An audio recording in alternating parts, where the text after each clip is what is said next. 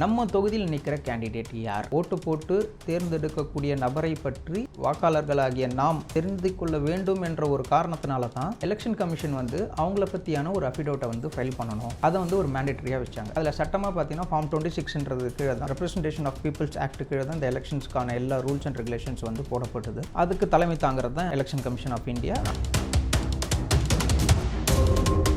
ஒரு சர்ப்ரைஸாக என்ன நடக்குது அப்படின்னு பார்த்தீங்கன்னா 2021 எலெக்ஷன் முடிஞ்ச பிறகு 234 தொகுதி கேண்டிடேட்ஸோட அஃபிடவிட்டை வந்து நான் டவுன்லோட் பண்ணி பார்த்தேன். அப்படி உள்ளே போய் எலெக்ஷன் கமிஷன் சைட்டில் போய் நம்ம பார்க்கும்போது தான் தெரியுது, ஒவ்வொரு தொகுதியிலையும் 1000க்கும் கம்மியான மக்கள் தான் அவங்க தொகுதியில் நிற்கிற கேண்டிடேட்டை பற்றி தெரிஞ்சுக்கிறதுக்கு விருப்பப்படுறாங்க.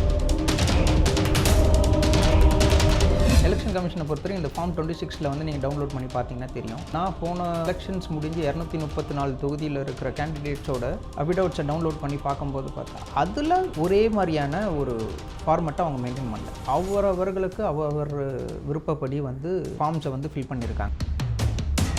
நம்மளோட மக்களுக்கு இருக்கிற ஒரே விஷயம் என்னென்னா, உங்கள் தொகுதி கேண்டிடேட்டில் அவங்க நின்று ஜெயிக்கிறாங்க. ஜெயித்த பிறகு அவங்களோட அஃபிடவிட்டை நீங்கள் பார்க்குறீங்க. அதில் ஏதாவது தகவல்கள் வந்து சொல்லலை, மறைச்சிருக்காங்க, அவங்களோட சொத்து வந்து மதிப்பு கம்மியாக காமிச்சிருக்காங்க அப்படின்னா நம்ம உயர்நீதிமன்றத்தை வந்து அணுகி செக்ஷன் 100க்கு எலெக்ஷன் பெட்டிஷன் அப்படின்ற ஒரு பெட்டிஷனை வந்து நம்ம போட்டு அவர் எலெக்ஷனில் நின்று ஜெயிச்சதை வந்து செல்லத்தக்கதில்லைன்னு அறிவிப்பாங்க. ஓபிஎஸ் அவர்கள் பையன் வந்து எம்பியை நின்று எலெக்ஷன் அவங்க நின்று ஜெயிச்சாங்க. அப்போ வந்து அவர்களுக்கு அகென்ஸ்டாக வந்து உயர்நீதிமன்றத்தில் வந்து ஒரு எலெக்ஷன் பெட்டிஷன் ஃபைல் பண்ணி அவர்கள் ஜெயிச்சதை வந்து செல்லத்தக்கதில்லைன்னு கோர்ட்டு சொல்கிறதுக்கு 4.5 வருஷம் ஆயிடுச்சு. கோர்ட்டு வந்து இந்த தீர்ப்பு அளிக்கும் போது அவருக்கு இருந்தது 5 வருட காலத்தில் 3 மாதமோ 4 மாதமோ தான். இதில் நிறைய விஷயங்கள் வந்து முன்னுக்கும் முரம்பாக தான் இருக்கும். மக்கள் அனைவருக்கும் என் முதற்கண் வணக்கம். சட்டமும் சமூகம் நிகழ்ச்சியின் மூலம் உங்களை சந்திப்பதில் மிகவும் மகிழ்ச்சி அடைகிறேன். போன பதிவில் வந்து கோட் ஆஃப் கண்டக்ட் எலெக்ஷன்ஸ் வந்துச்சு. இந்த 1.5 மாதம் எலெக்ஷன்ஸ் வந்து மக்கள் மும்முரமாக இருப்பாங்க. மக்கள் தெரிஞ்சிக்க வேண்டிய ஒரு கோட் ஆஃப் கண்டக்ட்ஸ் என்ன, மக்கள் code of conduct election commission launch பண்ண உடனே என்னென்ன மாதிரியான இடையூறுகள் மக்களுக்கு ஏற்படும், என்னென்ன ரூல்ஸ் வந்து இம்ப்ளிமெண்ட் பண்ணுவாங்க, இது எல்லாத்த பற்றி நம்ம பார்த்தோம். இன்றைக்கி ஃபஸ்ட்டு மக்கள் ஒரு எலெக்ஷன் அப்படின்றது பார்த்திங்கன்னா இந்த 1.5 மாதத்தில் நடக்கக்கூடிய விஷயங்கள் கிடையாது. மக்கள் போடக்கூடிய ஓட்டு, நீங்கள் யாரை கொண்டா ஓட்டு போடுங்க, அது உங்களோட உரிமை, உங்களோட தனிப்பட்ட சுதந்திரம், அது தனிப்பட்ட உரிமை அது. ஆனால் இவங்களுக்கு தான் போடணும், அவங்களுக்கு தான் போடணுன்றது நம்மளோட விஷயமாக இங்கே நான் பார்க்கல. மக்கள் ஓட்டு போடுறதுக்கு முன்னாடி சுமார் 234 தொகுதி இருக்குது தமிழ்நாட்டில். தொகுதிக்கு ஒரு 3 to 4 லட்சம் வாக்காளர்கள் இருக்காங்க அப்படின்னு பார்த்தீங்கன்னா 1 லட்சம் to 1.5 லட்சம் பேர் வந்து அதில் படித்தவர்களாக தான் இருப்பாங்க. ஒரு சர்ப்ரைஸாக என்ன நடக்குது அப்படின்னு பார்த்தீங்கன்னா 2021 எலெக்ஷன் முடிஞ்ச பிறகு 234 தொகுதி கேண்டிடேட்ஸோட அஃபிடவிட்டை வந்து நான் டவுன்லோட் பண்ணி பார்த்தேன். அப்படி உள்ளே போய் எலெக்ஷன் கமிஷன் சைட்டில் போய் நம்ம பார்க்கும்போது தான் தெரியுது, ஒவ்வொரு தொகுதியிலையும் 1000க்கும் கம்மியான மக்கள் தான் அவங்க தொகுதியில் நிற்கிற கேண்டிடேட்டை பற்றி தெரிஞ்சுக்கிறதுக்கு விருப்பப்படுறாங்க. படிக்காதவங்க அவங்களுக்கு இது எப்படி ஆக்சஸ் பண்ணணும்னு தெரியாது, அதை விட்டுடலாம்.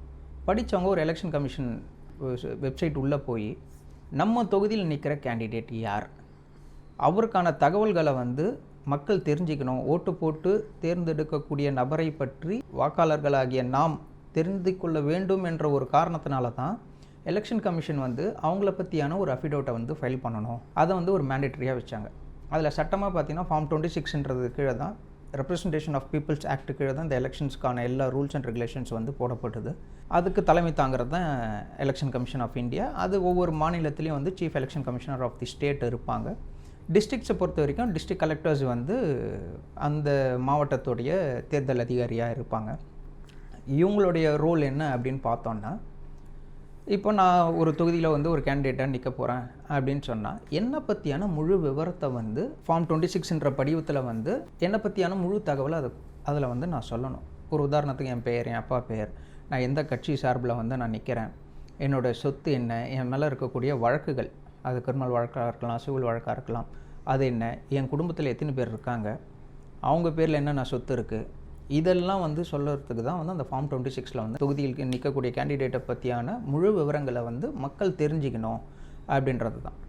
இதில் படித்தவங்களே வந்து தன் தொகுதியில் நிற்கக்கூடிய கேண்டிடேட்டோடைய எந்த ஒரு தகவலையும் தெரிஞ்சிக்காமல் நம்ம போய் வந்து ஒரு ஓட்டு போடுறோம்.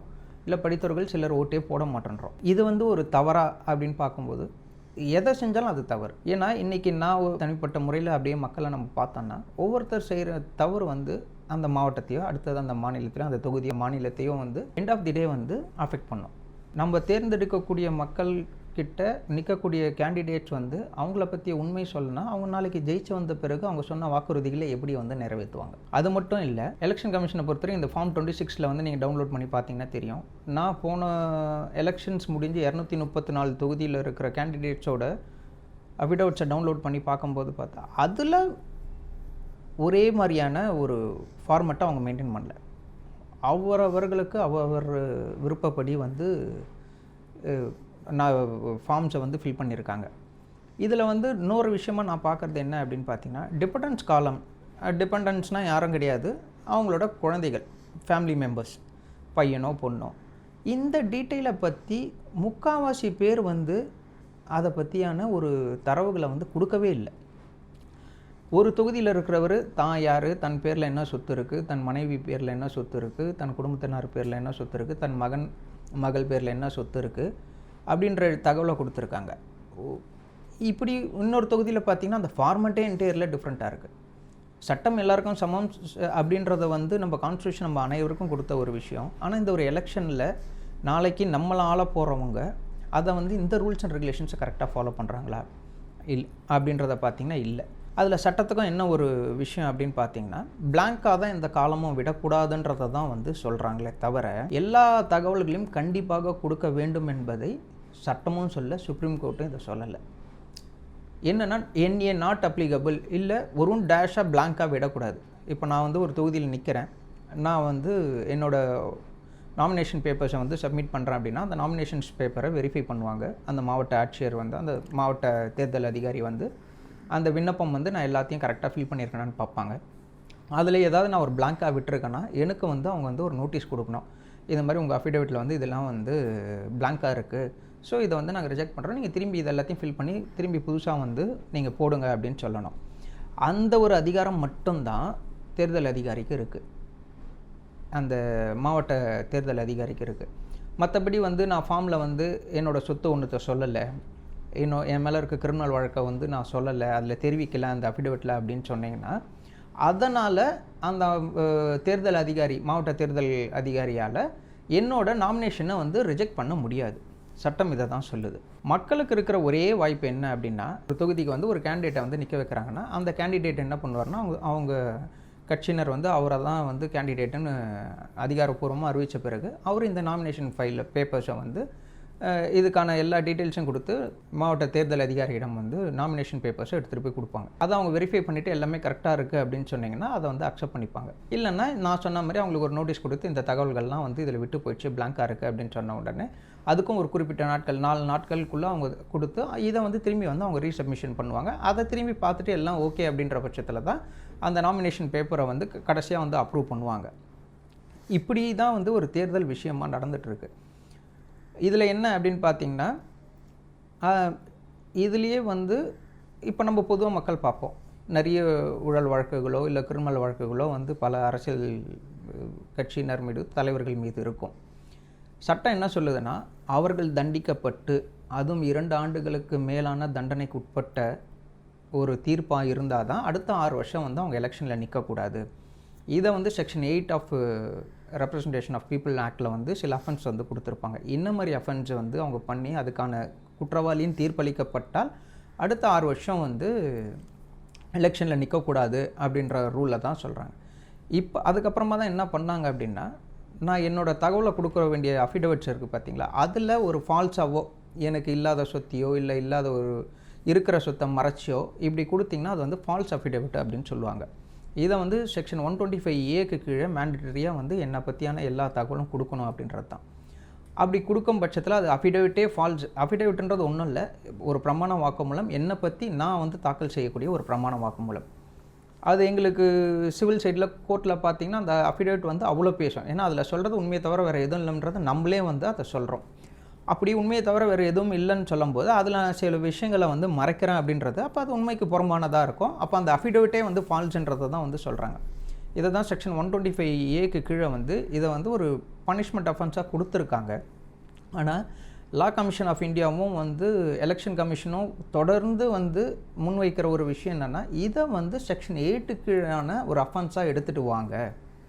ஒரு ஃபால்ஸ் அஃபிடவிட் அவங்க கொடுத்தா கூட அதை நிரூபிக்கப்பட்டது, இது ஃபால்ஸ் அஃபிடவிட்டுன்ற விஷயம் நிரூபிக்கப்பட்டால் அடுத்த 6 வருஷம் வந்து அவங்க எலெக்ஷனில் நிற்கக்கூடாதுன்ற ஒரு ரூலை வந்து எடுத்துகிட்டு வாங்கன்னு சொல்கிறாங்க.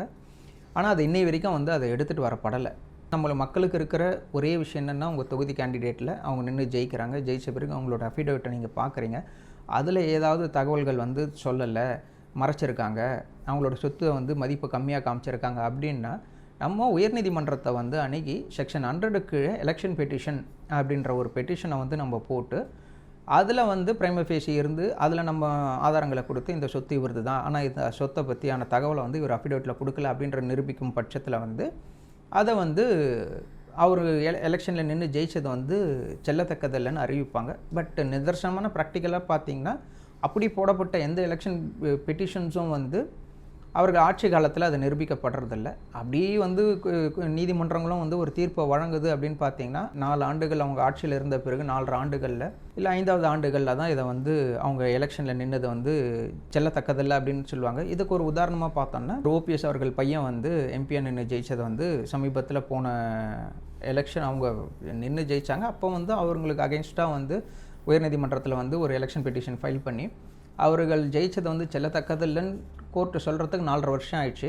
கோர்ட்டு வந்து இந்த தீர்ப்பு அளிக்கும் போது அவருக்கு இருந்தது 3 மாதமோ 4 மாதமோ தான் அவர் எம்பியாக இருக்கக்கூடிய 5 வருட காலத்தில் அந்த ஒரு 6 மாதம் தான் வந்து பேலன்ஸ் இருந்தது. அப்படி இருக்கும்போது இதில் நிறைய விஷயங்கள் வந்து முன்னுக்கு முரம்பாக தான் இருக்கும். சட்டங்கள் இயற்றப்பட்டது என்னவோ ஒரு காரணங்களுக்காக, ஆனால் அந்த சட்டங்கள் வந்து நடைமுறையில் இருக்கான்னா இல்லை. இதற்கு ஒரு காரணமும் மக்கள் ஃபஸ்ட்டு படித்தவங்க, படிக்காதவங்கள வந்து அவங்களுக்கு என்ன ஏதுன்றது தெரியாது. படித்த நம்ம வந்து நம்ம தொகுதியில் இருக்க கேண்டிடேட் யார், அவங்களோட ஒரு அஃபிடவிட்டை வந்து டவுன்லோட் பண்ணி அதில் கொடுத்துருக்க தகவல்கள் வந்து கரெக்டாக, அப்படி இல்லைனாலும் ஏதாவது தவறுன்னு தெரிஞ்சதுன்னா ஃபஸ்ட்டு இதை வந்து நம்ம பண்ணணுன்றதை நம்ம தெரிஞ்சுக்கணும். இதுக்கடுத்து ஒரு சட்ட ரீதியான உங்களுக்கு ஒரு வழி இப்படி தவறுன்னு தெரிஞ்சு நிறைய மக்கள் வந்து அதுக்கு அடுத்தது என்ன பண்ணுறதுன்னு தெரியாமல் இருப்பாங்க. அதனால் சட்டத்தில் வந்து உயர்நீதிமன்றத்தை எலெக்ஷன் பெட்டிஷனாக வந்து இது போடலாம்ன்றதை வந்து மக்களுக்கு தெரிய வைக்கணுன்றது தான் இந்த நோக்கமாக இருக்கும். முடிஞ்ச அளவுக்கு படித்தவர்களாவது தன் தொகுதியில் நிற்கும் கேண்டிடேட்டை பற்றி அஃபிடவிட்டை டவுன்லோட் பண்ணி வரும் இந்த எலெக்ஷனில் இருந்தால் நம்ம ஃபாலோ பண்ணுற முயற்சி பண்ணுவோன்றது தான் என்னோட வேண்டுகோளாக நான் இங்கே வைக்கிறேன். அந்த அஃபிடவிட்லேயே வந்து அந்த கேண்டிடேட்டோட மொத்த டீட்டெயிலும் கொடுத்துருவாங்களா? அவங்க மேலே இருக்க இல்லை அவங்க மேலே இருக்க மற்ற கேஸ் டீட்டெயில்ஸோ அதை பற்றியும் அந்த அஃபிடவிட்டில் நம்ம பார்க்க முடியுமா? எல்லாமே கொடுக்கணும். அதாவது அவங்க கட்சி ரீதியாக வந்து ஒரு உண்ணாவிரத போராட்டம் இருந்தாலும் அவர்கள் வந்து ஃபார்மலாக வந்து அரெஸ்ட் பண்ணி கல்யாண மண்டபத்தில் வைப்பாங்க. அதுக்கப்புறமா அவங்கள ரிலீஸ் பண்ணிட்டாலும் அவங்க மேலே இந்த வழக்குகள்லாம் இருக்கும். இப்படி அவங்க மேலே போடப்பட்ட எஃப்ஐஆர் போடப்பட்ட அத்தனை வழக்குகளை பற்றியும் அவங்க வந்து தகவல்களை சொல்லணும். இப்போ சமீபத்தில் பார்த்தீங்கன்னா, காங்கிரஸில் நின்ன வந்து பிரியங்கா காந்தியோட எலெக்ஷன் அஃபிடவிட் கேரளாவில் வந்து உயர்நீதிமன்றத்தில் அவங்க ஜெயித்த பிறகு கேரளா உயர்நீதிமன்றத்தில் இன்றைக்கி அந்த பெட்டிஷன் அவங்க ஃபைல் பண்ணி அதில் என்ன சொல்லியிருப்பாங்கன்னா, அவங்களோட சொத்து வந்து நிறைய சொத்தை வந்து அவங்களோட எலெக்ஷன் அஃபிடவிட்டில் வந்து அவங்க தாக்கல் செய்யலை. ஸோ வந்து அந்த அஃபிடவிட் வந்து செல்லத்தக்கதில்லை, அவங்களோட எலெக்ஷன் வந்து அவங்களோட வின்னிங் வந்து செல்லத்தக்கதில்லைன்னு அறிவிக்க சொல்லி பெட்டிஷன் ஃபைல் பண்ணியிருக்காங்க. அவங்க ஜெயிச்ச வந்து இதில் இன்னொரு விஷயம் மக்கள் தெரிஞ்சுக்க வேண்டிய மிக முக்கிய விஷயம் என்னென்னா, அவங்க ஜெயிச்ச 45 நாளுக்குள்ளே நீங்கள் நீதிமன்றத்தை அணுகணும். எந்த ஒரு மாநிலமாக இருந்தாலும் அந்த மாநில நீதிமன்றத்தை உயர்நீதிமன்றத்தை வந்து அணுகி, இப்போது ஃபார் எக்ஸாம்பிள் எலெக்ஷன் ரிசல்ட் வந்து இப்போ மே 4ஆம் தேதி வருது அப்படின்னு சொன்னிங்கன்னா, அதிலிருந்து கரெக்டாக 45வது நாளுக்குள்ளே இந்த பெட்டிஷனை வந்து நீங்கள் உயர்நீதிமன்றத்தில் ஃபைல் பண்ணணும். அதுக்குமா முடியவே முடியாதான்றது இல்லை, அதுக்கான சில ப்ரொசீஜர்ஸ் இருக்குது. டிலே பெட்டிஷன்ஸ் வச்சு நம்ம ஃபைல் பண்ணுற மாதிரி இருக்கும். பட் மக்கள் தெரிஞ்சுக்க வேண்டியது, அப்படி ஏதேனும் ஃபைல் பண்ணணும் அப்படின்னா அதுக்கு கால அவகாசம் வந்து 45 நாள். அவங்க ஜெயிச்சு வந்ததுலேருந்து 45வது நாளுக்குள்ளே நம்ம வந்து இந்த பெட்டிஷனை வந்து ஃபைல் பண்ணோம். எல்லா விதமான தகவல்களையும் அவங்க சொல்லணும். இதுலேயே முரண்பாடாக இருக்கிறது நான் பார்க்குறது என்ன அப்படின்னு பார்த்தீங்கன்னா, இப்போ நான் ஒரு கேண்டிடேட்டாக நிற்கிறேன்னா, என் பையன் பொண்ணு பேரில் ஒரு சொத்து இருக்கும். என் பையன் பொண்ணோட டீட்டெயில்ஸே நான் வந்து டிபெண்டன்ஸில் காட்டலை அப்படின்னும் போது, இதை நான் ஒரு இடத்துல முரண்பாடாக எப்படி பார்க்குறேன்னா, அப்போ நாளைக்கு என்னோடய சொத்துக்கு வந்து அதுக்கு ஒரு காரணங்களும் அவங்க சொல்லுவாங்க. டிபெண்ட் என்னென்னா, என் பையன் பொண்ணு கல்யாணம் ஆகிடுச்சு, அவங்க தனியாக இருக்காங்க, அவங்க என்ன சார்ந்து இல்லை அப்படின்றது. அப்போது நாளைக்கு என் சொத்தை வந்து மட்டும் அவங்களுக்கு கேட்குறதுக்கான உரிமையை வந்து எப்படி வாங்குறாங்க? அப்படி இல்லை இந்த அஃபிடவிட்டில் கொடுக்காத பட்சத்தில் அந்த கேண்டிடேட் நாளைக்கு ஜெயிச்சு வந்தாலும் அவங்களோட சொத்து வந்து அவங்க பிள்ளைகளுக்கு வந்து போகக்கூடாதுன்ற ஒரு சட்டத்தை ஏற்றனா சரிப்படுமா? என்னென்ன ஒரு தகவல்ன்றது, நான் ஒரு கேண்டிடேட்டாக நிற்கிறேன் அப்படின்னா என்னை பற்றி என் குடும்பத்தை பற்றியான முழு தகவல் தெரியணுன்றதுக்கோசம் தான் அப்படி கொடுக்குறாங்க. அப்படி இல்லைன்னா அந்த எலெக்ஷன் ஃபார்மெட்லேயே அந்த அஃபிடவிட் ஃபார்மெட்லேயே வந்து தன்னை பற்றியும் தன் மனைவியை பற்றியும் மட்டும் தகவல் கொடுத்தா போதுன்றது வைக்கலாமே. ஏன் வந்து பக்கத்தில் வந்து ஃபேமிலி மெம்பர்ஸோட டிபெண்ட் 1, 2, 3ன்றத டீட்டெயில்ஸை ஏன் கேட்குறாங்க? எலெக்ஷன் கமிஷன் தான் அந்த அஃபிடவிட் ஃபார்மெட்டை வந்து டிராஃப்ட் பண்ணியிருக்காங்க. அப்போ அதை ஏன் கேட்கணும்? அவங்க இதெல்லாத்தையும் எடுத்துகிட்டு இந்த 2 பேரோட தகவல்கள் மட்டும் கொடுத்தா போதுன்றதை வைக்கலாம் இல்லை.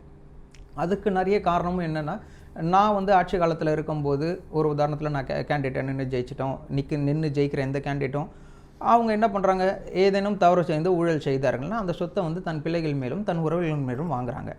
அப்படி வாங்குறவங்களோட சொத்து மதிப்பு அவங்க அஃபிடவிட்டில் காட்டலனாலும் நாளைக்கு நீங்கள் எப்படி எலெக்ஷன் பெட்டிஷன் போடுவீங்க? அது போடுறதுக்குமே அது ஒரு தடையாக இருக்குன்றது தான் என்னோட ஒரு பார்வையாக தான் நான் பார்க்குறேன். இதை வந்து என்னென்னா, போன எலெக்ஷன் முடிஞ்சு 2021 எலெக்ஷன் முடிஞ்சு 234 தொகுதி அஃபிடவிட்டில் பார்த்ததுனால இதை பற்றி நிறைய விஷயங்கள் தெரிய வந்ததை மக்கள்களையும் வந்து ஷேர் பண்ணோம். மக்களுக்கும் ஒரு விழிப்புணர்வு இருக்கணுன்றதுக்கு தான். ஒரு சட்ட ரீதியாக 5 வருஷம் நம்மளை ஆளக்கூடியவங்களை வந்து நம்ம தேர்ந்தெடுக்கிறோன்னா அவங்கள பற்றி குறைஞ்சபட்சமாவது நம்ம தெரிஞ்சுக்கணுன்னா அது அவங்க அஃபிடவிட்டை பார்த்தாவே தெரிஞ்சுக்கலாம். நான் வந்து யார் நல்லவங்களா கெட்டவங்களா, ஊழல் செய்தாங்களா செய்யலையான்றதையே நான் சொல்லலை. ஆனால் இதை வந்து ஒரு குறைந்தபட்ச தேவையாக நான் பார்க்குறேன். படித்தவங்களாவது அட்லீஸ்ட் இந்த எலெக்ஷன்லையாவது செய்யணுன்றது என்னோட ஒரு எதிர்பார்ப்பாக தான் நான் பார்க்குறேன். நன்றி.